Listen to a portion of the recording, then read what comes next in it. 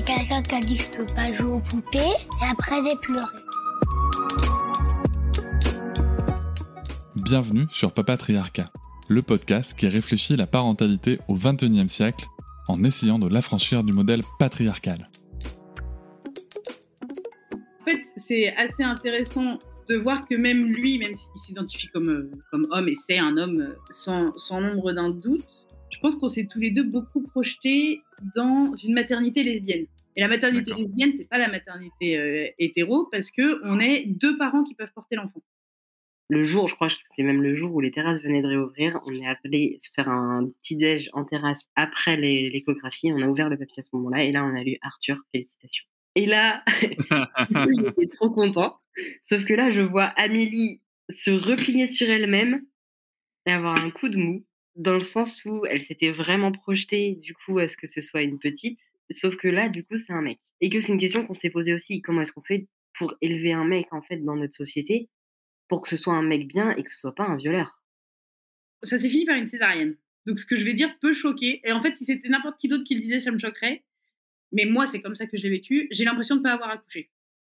Et là, je me retrouve dans cette situation où Amélie est encore sur la table. Elle est clairement dans un truc où elle est quasiment inconsciente.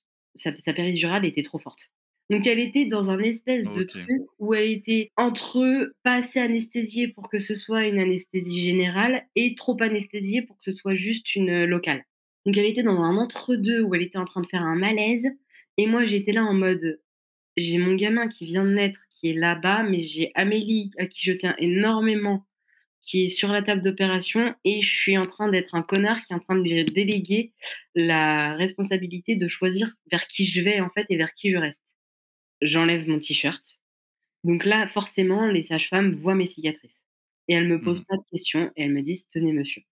Et ça a été un moment assez magique, parce que j'ai été reconnue comme père, en fait, à ce moment-là. Parce que moi, c'était un truc qui me stressait beaucoup, et je pense que c'est lié au fait, comme je te disais au début, qu'on s'est beaucoup projeté dans une maternité lesbienne. C'est que les lesbiennes se posent beaucoup la question de comment on fait pour que la mère qui ne porte pas crée un lien avec son enfant. Quand ils m'emmenaient en césarienne, je leur ai posé la question en disant, moi, je me suis préparée à un postpartum d'accouchement par voie basse, parce que c'était ce qui était prévu. À quoi je dois me préparer là? Dans quoi je me projette? Comment ça va se passer? Et ils m'ont dit, oh non, mais c'est sensiblement la même chose. What? Pas du tout! On m'a menti! C'est dégueulasse! Il faut qu'on parle plus des vécus de transernité, c'est-à-dire que soit maternité, soit paternité, mais trans en fait, parce que nous, du coup, on s'est pas du tout projeté dans ça veut dire quoi avoir un papa trans en fait. Et voilà, j'espère que cet extrait t'a plu. Tu pourras retrouver l'épisode en entier dès demain sur toutes tes plateformes préférées, comme Apple Podcast, Podcast Addict, Pocket Cast ou encore Spotify.